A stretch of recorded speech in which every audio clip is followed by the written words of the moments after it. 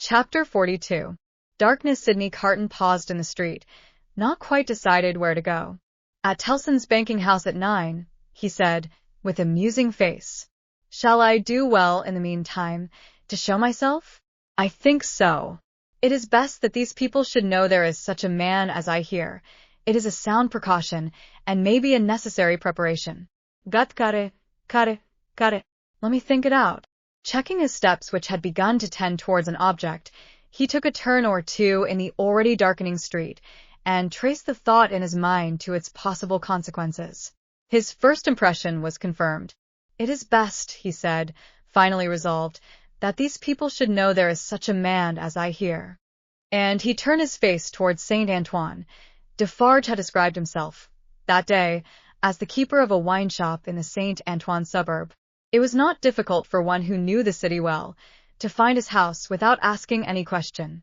Having ascertained its situation, Carton came out of those closer streets again, and dined at a place of refreshment, and fell sound asleep after dinner. For the first time in many years he had no strong drink. Since last night he had taken nothing but a little light thin wine, and last night he had dropped the brandy slowly down on Mr. Lorry's hearth like a man who had done with it. It was as late as 7 o'clock when he awoke refreshed, and went out into the streets again. As he passed along towards Saint Antoine, he stopped at a shop window where there was a mirror, and slightly altered the disordered arrangement of his loose cravat, and his coat collar, and his wild hair. This done, he went on direct to Defarge's, and went in. There happened to be no customer in the shop but Jacques III, of the restless fingers and the croaking voice. This man, whom he had seen upon the jury, stood drinking at the little counter, in conversation with the Defarges, man and wife. The Vengeance assisted in the conversation. Like a regular member of the establishment, A.S. Carton walked in, took his seat, and asked, in very indifferent French, for a small measure of wine. Madame Defarge cast a careless glance at him, and then a keener, and then a keener, and then advanced to him herself, and asked him what it was he had ordered. He repeated what he had already said. English? Asked Madame Defarge, inquisitively raising her dark eyebrows, after looking at her, as if the sound of even a single French word were slow to express itself to him. He answered, in his former strong foreign accent, Yes, madam, yes. I am English. Madame Defarge returned to her counter to get the wine, and, as he took up a Jacobin journal and feigned to pore over it, puzzling out its meaning, he heard her say, I swear to you, like Evrémonde. Defarge brought him the wine, and gave him good evening. How? Good evening. Oh, good evening, citizen, filling his glass. Ah, and good wine. I drink to the Republic. Defarge went back to the counter, and said, Certainly a little like. Madame sternly retorted, I tell you a good deal like. Jacques III pacifically remarked, He is so much in your mind. See you, madam. The amiable Vengeance added, with a laugh, Yes, my faith. And you are looking forward with so much pleasure to seeing him once more tomorrow. Carton followed the lines and words of his paper, with a slow forefinger, and with a studious and absorbed face. They were all leaning their arms on the counter close together, speaking low. After a silence of a few moments, during which they all looked towards him without disturbing his outward attention from the Jacobin editor, they resumed their conversation. It is true what Madame says, observed Jacques III. Why stop? There is great force in that. Why stop? Well, reasoned Defarge, but one must stop somewhere. After all, the question is still where? At extermination, said Madame. Magnificent, croaked Jacques III. The Vengeance, also, highly approved. Extermination is good doctor, my wife, said Defarge, rather troubled. In general, I say nothing against it. But this doctor has suffered much. You have seen him today. You have observed his face when the paper was read. I have observed his face, repeated Madame, contemptuously and angrily. Yes. I have observed his face. I have observed his face to be not the face of a true friend of the Republic. Let him take care of his face. And you have observed, my wife, said Defarge, in a deprecating manner, the anguish of his daughter, which must be a dreadful anguish to him. I have observed his daughter, repeated Madame. Yes, I have observed his daughter, more times than one. I have observed her today, and I have observed her other days. I have observed her in the court, and I have observed her in the street by the prison. Let me but lift my finger. She seemed to raise it. The listener's eyes were always on his paper, and to let it fall with a rattle on the ledge before her, as if the axe had dropped. The sightizenness is superb, croaked the juryman. She is an angel, said the vengeance, and embraced her. As to thee, pursued Madame, implacably, addressing her husband, if it depended on thee, which, happily, it does not, thou wouldst rescue this man even now. No, protested Defarge. Not if to lift this glass would do it. But I would leave the matter there. I say, stop there. See you then, Jacques, said Madame Defarge wrathfully. And see you, too, my little vengeance. See you both. Listen. For other crimes as tyrants and oppressors, I have this race a long time on my register, doomed to destruction and extermination. Ask my husband, is that so? It is so, assented Defarge, without being asked. In the beginning of the great days, when the Bastille falls, he finds this paper of today, and he brings it home, and in the middle of the night, when this place is clear and shut, we read it here on this spot, by the light of this lamp. Ask him, is that so? It is so, assented Defarge. That night, I tell him, when the paper is read through, and the lamp is burnt out, and the day is gleaming in above those shutters and between those iron bars, that I have now a secret to communicate. Ask him, is that so? It is so, assented Defarge again. I communicate to him that secret. I smite this bosom with these two hands as I smite it now, and I tell him, Defarge, I was brought up among the fishermen of the seashore, and that peasant family so injured by the two Evrémonde brothers, as that Bastille paper describes, is my family. Defarge, that sister of the mortally wounded boy upon the ground was my sister, that husband was my sister's husband, that unborn child was their child, that brother was my brother, that father was my father, those dead are my dead, and that summons to answer for those things descends to me. Ask him, is that so? It is so, assented Defarge once more. Then tell wind and fire where to stop, returned Madame. But don't tell me. Both her hearers derived a horrible enjoyment from the deadly nature of her wrath. The listener could feel how white she was, without seeing her, and both highly commended it. Defarge, a weak minority, interposed a few words for the memory of the compassionate wife of the Marquis, but only elicited from his own wife a repetition of her last reply. Tell the wind and the fire where to stop, not me. Customers entered, and the group was broken up. The English customer paid for what he had, perplexedly counted his change, and asked, as a stranger, to be directed towards the National Palace.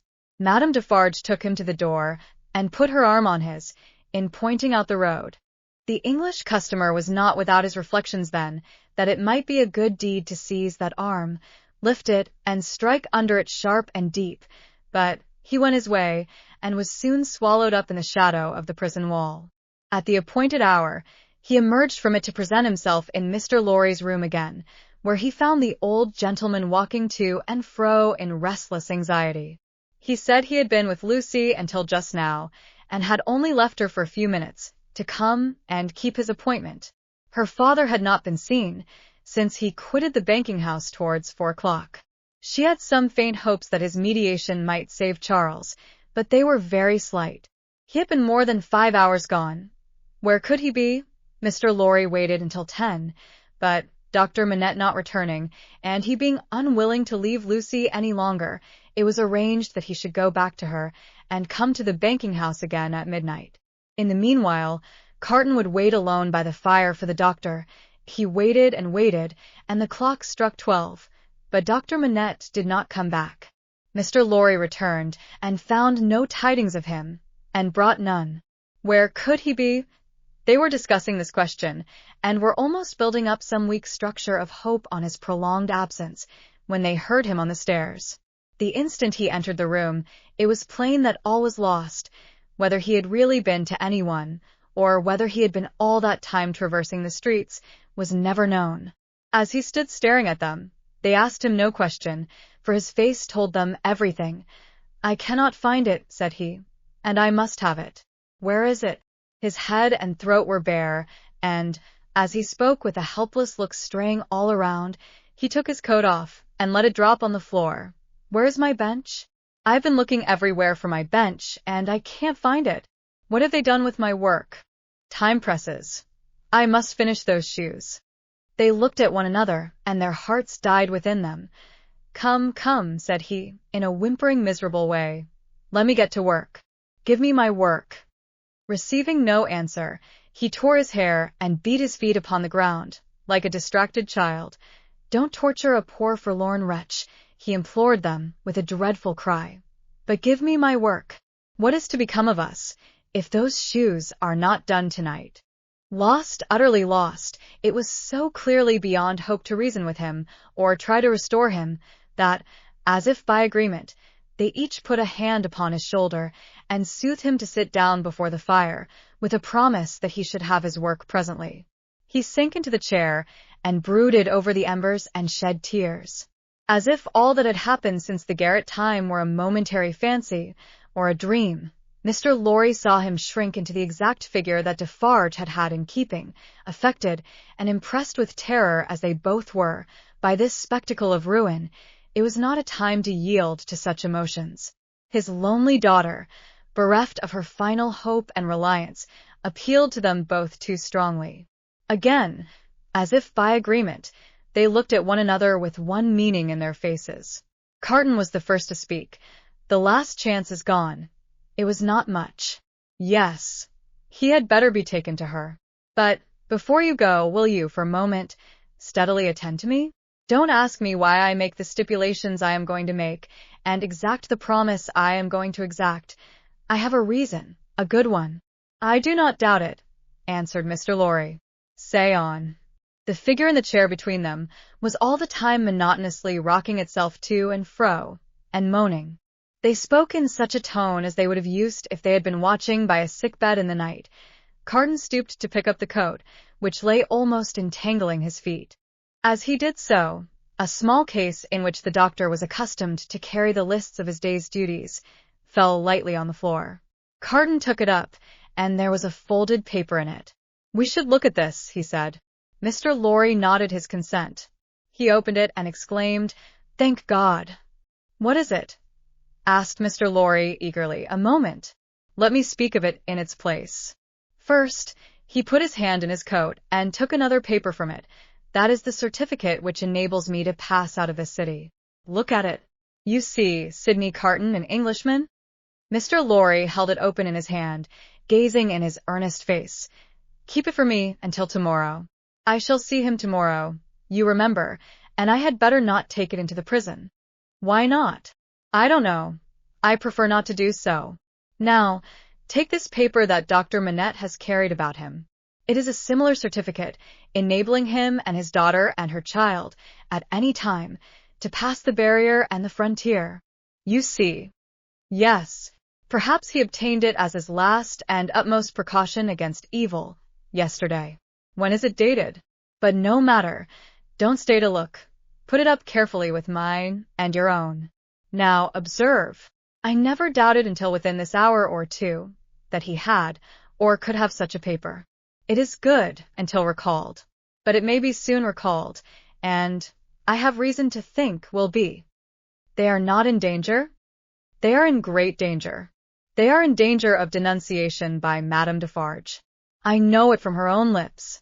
I have overheard words of that woman's, tonight, which have presented their danger to me in strong colors. I have lost no time, and since then I have seen the spy. He confirms me. He knows that a wood sawyer, living by the prison wall, is under the control of the Defarges, and has been rehearsed by Madame Defarge as to his having seen her. He never mentioned Lucy's name, making signs and signals to prisoners. It is easy to foresee that the pretense will be the common one, a prison plot, and that it will involve her life, and perhaps her child's, and perhaps her father's, for both have been seen with her at that place. Don't look so horrified. You will save them all." "Heaven grant I may, Carton. But how?" "I am going to tell you how. It will depend on you, and it could depend on no better man. This new denunciation will certainly not take place until after tomorrow, probably not until 2 or 3 days afterwards, more probably a week afterwards. You know it is a capital crime to mourn for or sympathize with a victim of the guillotine. She and her father would unquestionably be guilty of this crime, and this woman, the inveteracy of whose pursuit cannot be described, would wait to add that strength to her case and make herself doubly sure. You follow me? So attentively and with so much confidence in what you say that for the moment I lose sight, touching the back of the doctor's chair, even of this distress. You have money and can by the means of traveling to the seacoast as quickly as the journey can be made. Your preparations have been completed for some days to return to England. Early tomorrow have your horses ready so that they may be in starting trim at 2 o'clock in the afternoon. It shall be done. His manner was so fervent and inspiring that Mr. Lorry caught the flame and was as quick as youth. You are a noble heart. Did I say we could depend upon no better man? Tell her, tonight, what you know of her danger as involving her child and her father. Dwell upon that, for she would lay her own fair head beside her husband's cheerfully. He faltered for an instant, then went on as before. For the sake of her child and her father, press upon her the necessity of leaving Paris, with them and you, at that hour. Tell her that it was her husband's last arrangement. Tell her that more depends upon it than she dare believe, or hope. You think that her father, even in this sad state, will submit himself to her, do you not? I am sure of it. I thought so. Quietly and steadily have all these arrangements made in the courtyard here, even to the taking of your own seat in the carriage. The moment I come to you, take me in and drive away. I understand that I wait for you under all circumstances. You have my certificate in your hand with the rest, you know, and will reserve my place. Wait for nothing but to have my place occupied, and then for England. Why, then, said Mr. Lorry, grasping his eager but so firm and steady hand, it does not all depend on one old man, but I shall have a young and ardent man at my side. By the help of heaven you shall. Promise me solemnly that nothing will influence you to alter the course on which we now stand pledged to one another. Nothing, Carton. Remember these words tomorrow. Change the course, or delay in it, for any reason, and no life can possibly be saved, and many lives must inevitably be sacrificed. I will remember them. I hope to do my part faithfully, and I hope to do mine. Now, goodbye. Though he said it with a grave smile of earnestness, and though he even put the old man's hand to his lips, he did not part from him then. He helped him so far to arouse the rocking figure before the dying embers as to get a cloak and hat put upon it, and attempted forth to find where the bench and work were hidden that it still moaningly besought to have. He walked on the other side of it, and protected it to the courtyard of the house where the afflicted heart, so happy in the memorable time when he had revealed his own desolate heart to it, outwatched the awful night. He entered the courtyard and remained there for a few moments alone, looking up at the light in the window of her room. Before he went away, he breathed a blessing towards it, and a farewell.